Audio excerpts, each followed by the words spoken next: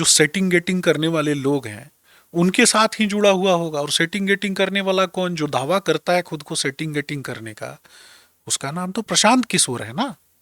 तो ऐसे में अभी जो तेजस्वी यादव है वो यूरोप गए हैं, उससे पहले आप लोग में डील हो गई है अंदर खाने, क्योंकि ये खबर तो आ रही है। देखिए, विपक्ष में जो लोग भी हैं उसमें से कुछ लोग हवा में हैं जी। और कुछ लोग विदेश में हैं।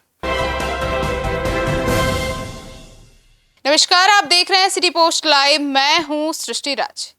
अभी बिहार में विधानसभा एक सीट है, बांकीपुर विधानसभा, जिस पर उपचुनाव होने जा रहे हैं और यह सीट अब काफी हाई प्रोफाइल सीट बन गई है, क्योंकि इस पर अब प्रशांत किशोर उतरे हैं और बीजेपी ने अपनी पूरी ताकत झोंक दी है इस सीट को जीत हासिल दिलाने के लिए, क्योंकि बीजेपी का गढ़ माना जाता है और अब ये साख की लड़ाई हो गई है। तो आइए जानते हैं कि इस सीट पर के क्या समीकरण है और क्या होने वाला है, कितना कंपटीशन देख रही है प्रशांत किशोर को बीजेपी। हमारे साथ मौजूद हैं बीजेपी के प्रवक्ता हैं सुमित ससांग जी। सर बताइए कि क्या चल रहा है, अभी क्या लग रहा है, प्रशांत किशोर कंपटीशन है?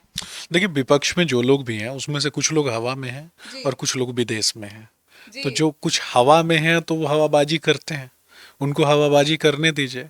और जो कुछ विदेश में हैं उनको बताना चाहिए कि चुनाव आते ही वो लोग विदेश क्यों भाग जाते हैं। चुनाव आते समय आप कल्पना कीजिए ना कि उनकी पार्टी में 25 सीटें जो हैं, वो 25 सीटें राष्ट्रीय जनता दल ने जीती और नेता प्रतिपक्ष बने तेजस्वी यादव।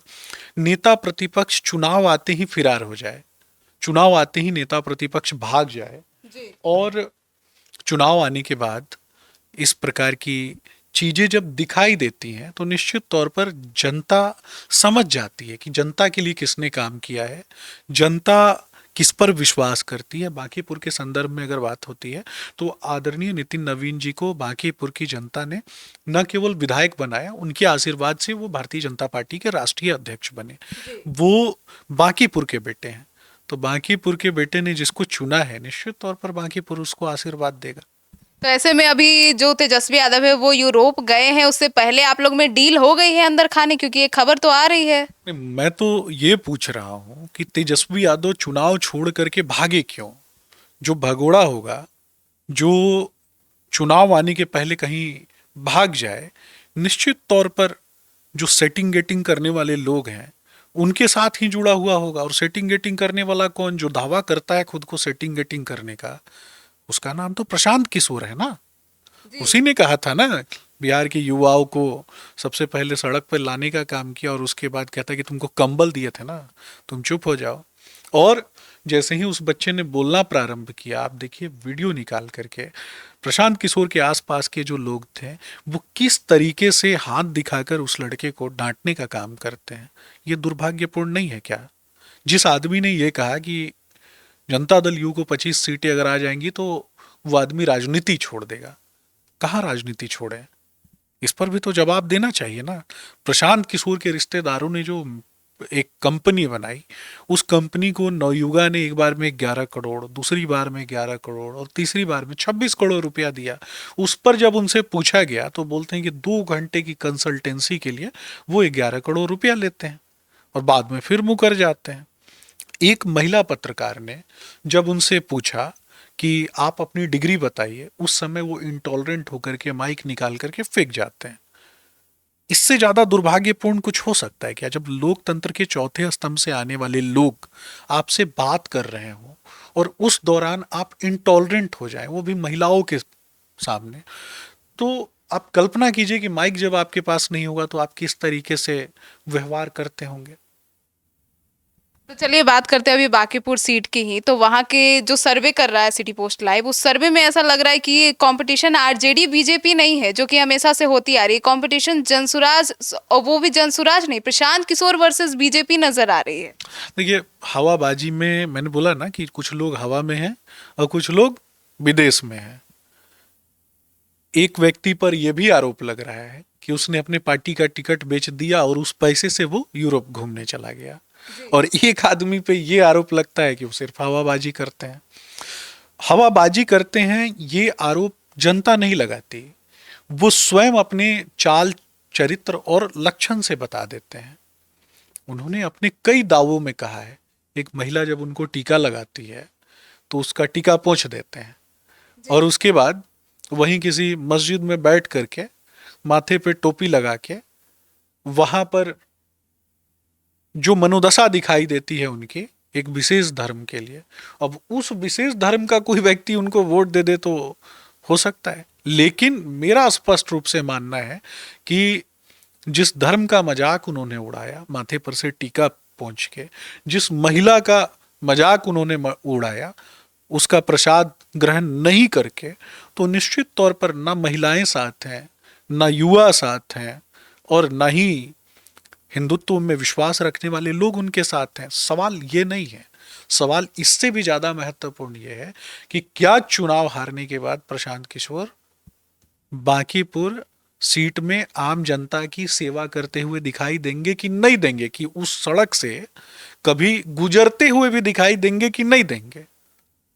जो बाहरी है, जिसको मतलब ही नहीं है, एक हाई प्रोफाइल सीट पर इसलिए आया है ताकि देश भर का कैमरा उसके तरफ लगा रहे, सिटी पोस्ट उसका 2-4 बार नाम ले ले, तो इसीलिए तो वो काम कर रहा है। तो ऐसे में अभी आपकी पार्टी के जो प्रत्याशी बने, पहले जो है वो कोई और थे, अभी कोई और बन गए, तो कहीं आपको ऐसा नहीं लग रहा है कि प्रत्याशी को लेकर काफी थू थू हो रही है? नहीं, मुझे लगता है कि व्यक्ति नहीं, विचारधारा महत्वपूर्ण होती है। जी और जब विचारधारा महत्वपूर्ण होगी तो व्यक्ति मायने नहीं रखता है। जी पहले किसी को दिया था, उसके बाद हमें लगा कि हम कहते हैं कि मंडल अध्यक्ष भी हमारा इतना ताकतवर है कि वो बड़े बड़े जो धुरंधर हैं दूसरे साइड के, उनको हरा सकता है। थोड़ा तो असहज हुई है बीजेपी, क्योंकि इस सीट पे फिर 40 लोग और तमाम बड़े नेता बीजेपी के अब इस सीट पे प्रचार करने उतर आए हैं। नहीं, ये तो एक तरीका होता है ना कहीं जब आप चुनाव लड़ने जाते हैं तो आपके स्टार प्रचारकों की सूची आती ही आती है। जी। ऐसा थोड़े ना कि सिर्फ एक सीट के लिए हमने स्टार प्रचारकों की सूची जारी की। पहले भी हम कहीं एक सीट पे लड़े हैं, उपचुनाव में गए हैं, वहां भी स्टार प्रचारकों की सूची आती है। जी। लेकिन आपने एक चिड़िया को देखा होगा, उसका नाम है टिटहरी। वो सोने के समय अपना दोनों पैर ऊपर उठा के सोती है, उसको लगता है कि आसमान गिरेगा तो वो रोक लेगी। प्रशांत किशोर का हाल, तेजस्वी यादव का हाल यही है। इन लोगों को लगता है कि दुनिया में कहीं भी कोई घटना होती है तो उसके केंद्र बिंदु में यही लोग हैं।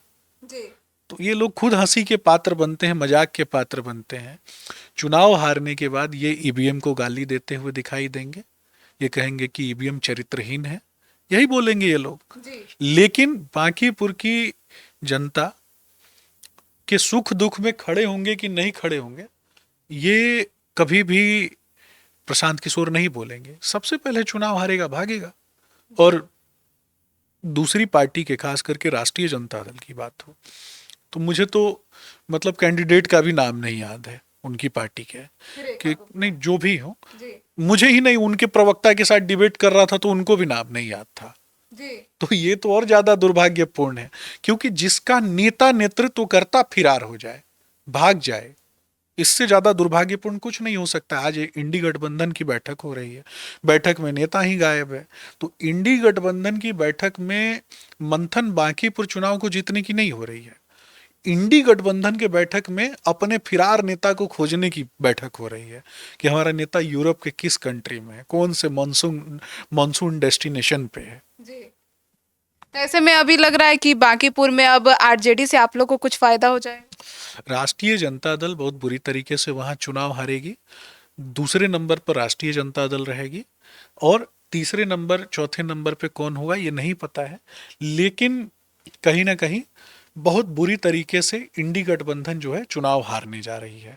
राष्ट्रीय जनता दल और कांग्रेस पार्टी में सिर्फ फुटअव्वल है। कांग्रेस पार्टी का एक जो साथी है, यानी स्वयं जब अगर कांग्रेस पार्टी की बात हो तो वो किसी और को सपोर्ट कर रहे हैं, और राष्ट्रीय जनता दल के लोग जो हैं वो अपने उम्मीदवार से ज़्यादा, उनको ज़्यादा लगता है कि जो वोटर्स जो उनके साथ थे कभी, उनको लगता है कि बांकीपुर का बेटा जो है वो राष्ट्रीय अध्यक्ष है, तो निश्चित तौर पर उनके स्नेह और आशीर्वाद से जो भी व्यक्ति बनेगा वहां पे विधायक, वो बांकीपुर के लिए काम करेगा। और स्वयं राष्ट्रीय अध्यक्ष जी बांकीपुर के लिए सोचते हैं, तो लोगों ने आशीर्वाद उनको दिया है और आगे भी आशीर्वाद उनको मिलेगा।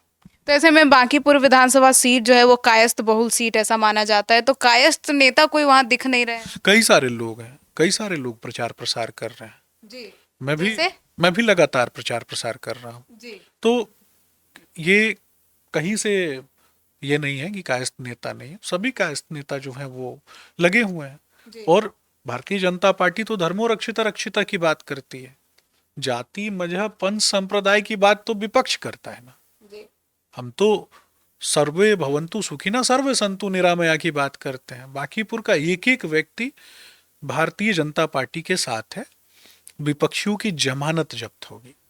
लेकिन अगर ऐसा हुआ इस बार कि प्रशांत किशोर बाजी मार जाते हैं तो फिर क्या करेगी बीजेपी? अगर मगर में हम नहीं रहते, हवा में बातें हम नहीं करते हैं। जी। हवा में बातें वो करते हैं जिनको हवा में जीना पसंद है। वो तो पूरा बिहार ही जीत रहे थे। जी कहाँ गई उनकी जो बुद्धि भ्रष्ट हो गई थी कि ईवीएम को हैक होने के लिए लगातार ये बार बार बोलते रहते हैं ना। ये तो लगातार गाली देते रहते हैं, ईवीएम को कभी गाली देते हैं, कभी हमारी पार्टी के लोगों को गाली देते हैं। जब मैं प्रश्न करता हूँ तो इनके कुछ छुट भैया जो हैं वो मुझे भी गाली देते हैं। उससे कोई फर्क नहीं पड़ता मुझे। तो ऐसे में जो अब बांकीपुर विधानसभा सीट है इसको लेकर क्या कहना चाहेंगे आखिर में? जनता भारतीय जनता पार्टी के साथ है और भारतीय जनता पार्टी जनता के सुख दुख में खड़ी है। निश्चित तौर पर बांकीपुर की जनता भारतीय जनता पार्टी के पक्ष में मतदान करेगी और हमारे प्रत्याशी को विजयी भव का आशीर्वाद देगी। तो सुना आपने, तो अब आपकी क्या राय है बांकीपुर विधानसभा सीट को लेकर और आपको क्या लगता है वहां से कौन बाजी मार जाएंगे? अपनी राय कमेंट सेक्शन में जरूर बताइएगा। धन्यवाद।